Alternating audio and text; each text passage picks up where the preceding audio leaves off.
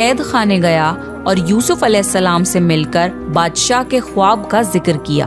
تب یوسف علیہ السلام نے خواب کی تعبیر بتائی کہ اب جو 7 سال آئیں گے اس میں بہت بارش برسائی جائے گی اور فصل بہت اچھی ہوگی۔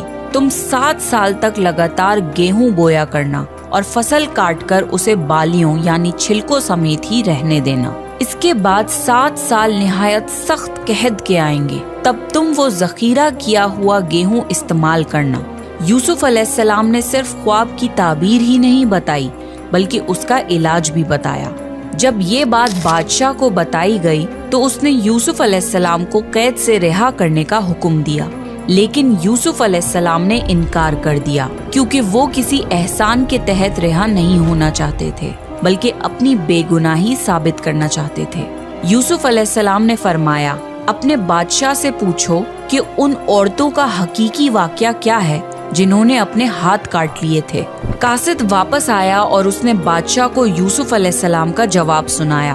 بادشاہ بہت حیران ہوا کہ اگر کسی قیدی کو 7 سال قید میں رہنے کے بعد رہا ہونے کا موقع ملے تو کوئی کیوں منع کرے گا۔ بادشاہ نے ان ساری عورتوں کو اکٹھا کروایا اور ان سے اس واقعے کی صحیح حقیقت پوچھی۔ ان سب نے جواب دیا کہ ہم نے اپنے اپنے طور سے یوسف کو بہکانے کی کوشش کی پر ہم نے اس میں کوئی برائی نہیں پائی۔ زلیخا نے بھی اپنے سچ کا اظہار کیا کہ اسی نے یوسف علیہ السلام کو بہکانے کی کوشش کی تھی۔ اس سے یوسف علیہ السلام کی بے گناہی ثابت ہوئی اور بادشاہ کی نظر میں یوسف علیہ السلام کی عزت اور بڑھ گئی۔ بادشاہ نے فرمایا، یوسف کو میرے پاس لاؤ کہ میں انہیں اپنے خاص کاموں کے لیے مقرر کر دوں۔ جب یوسف علیہ السلام بادشاہ کے پاس پہنچے تو بادشاہ نے کہا، آج سے آپ ہمارے یہاں بے حد عزت دار اور اماندار ہیں۔ تب یوسف علیہ السلام نے فرمایا، آپ مجھے ملک کے خزانوں پر مقرر کر دیجئے، میں حفاظت کرنے والا اور باخبر ہوں۔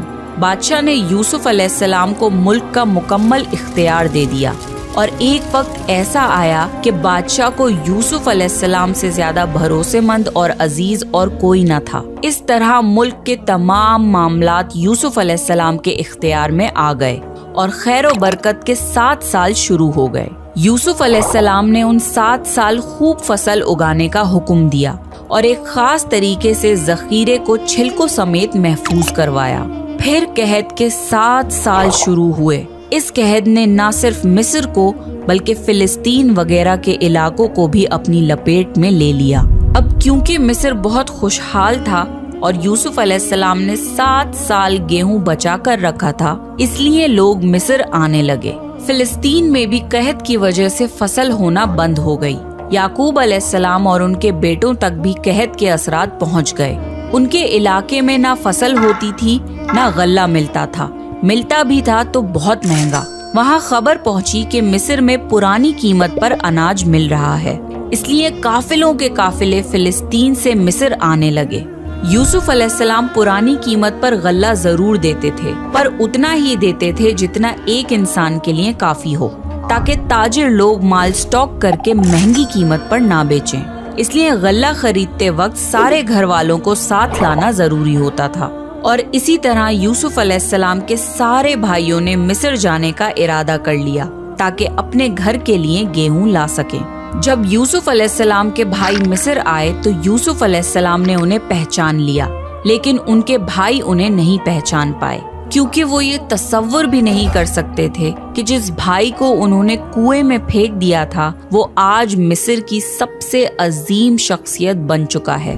یوسف علیہ السلام نے ان کی بہت اچھے سے خاطر کی اور ان سے ان کے باپ کے بارے میں پوچھا، پھر تفتیش کے بہانے پوچھا کہ کیا ان کا کوئی اور بھائی بھی ہے۔ بھائیوں نے بتایا کہ ان کا ایک اور بھائی بھی ہے، بنیامین، جس کو ان کے باپ اپنے سے دور نہیں کرتے۔ یوسف علیہ السلام نے انہیں اس سال کی گندم دے دی، لیکن یہ شرط رکھ دی کہ اگلے سال وہ لوگ بنیامین کو بھی لائیں ورنہ انہیں گندم نہیں ملے گی۔ یہ اس لیے کیونکہ یوسف علیہ السلام اپنے سگے بھائی بنیامین سے ملنا چاہتے تھے۔ پھر جن پیسوں سے انہوں نے گیہوں خریدا تھا، یوسف علیہ السلام نے اپنے خدمتداروں سے کہا کہ ان کی پونجی انہی کے سامان میں واپس رکھ دو۔ یہ اس لیے کیونکہ یوسف علیہ السلام چاہتے تھے کہ وہ اگلے سال ضرور آئیں، اور ممکن ہے کہ ان کے پاس دوبارہ آنے کے لیے رقم نہ ہو اور وہ گندم خریدنے نہ آئیں۔ گھر پہنچنے پر بھائیوں نے یعقوب علیہ السلام سے کہا کہ آئندہ ہمیں گیہوں تبھی ملے گا جب بنیامین کو ہم اپنے ساتھ لے کر جائیں گے۔ یعقوب علیہ السلام نے ان کی بات ماننے سے انکار کر دیا۔ پھر جب انہوں نے اپنا سامان کھولا تو اس میں اپنے پیسے موجود پائے۔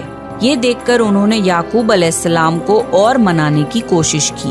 یعقوب علیہ السلام نے فرمایا، میں بنیامین کو تمہارے ساتھ تب تک نہیں بھیجوں گا جب تک تم اللہ کی قسم نہ کھاؤ کہ اسے اپنے ساتھ واپس لے کر آؤ گے۔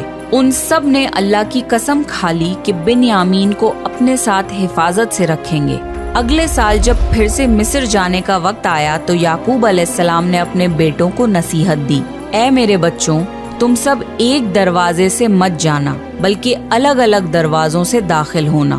مطلب یہ تھا کہ تم سب 11 نوجوان بھائی ہو، تمہیں ساتھ دیکھ کر کوئی حسد نہ کر بیٹھے اور تمہیں نظر نہ لگ جائے۔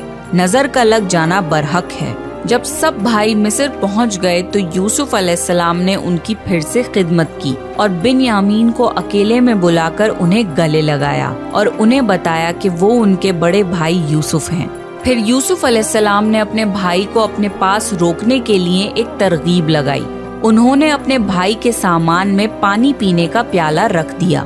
جب سب جانے لگے تو مصر کے رکھوالوں نے انہیں روکا اور ان کی تلاشی لی، یہ کہہ کے کہ شاہی پیالہ گم ہو گیا ہے۔ بھائیوں نے بولا، اللہ کی قسم ہم چور نہیں ہیں۔ انہوں نے کہا، اچھا چور کی کیا سزا ہے اگر تم جھوٹے ہو؟ بھائیوں نے جواب دیا کہ اس کی سزا یہی ہے کہ جس کا سامان چرایا گیا ہو چور اس کا غلام ہو جاتا ہے۔ یوسف علیہ السلام نے ان کے سامان کی تلاشی کروائی۔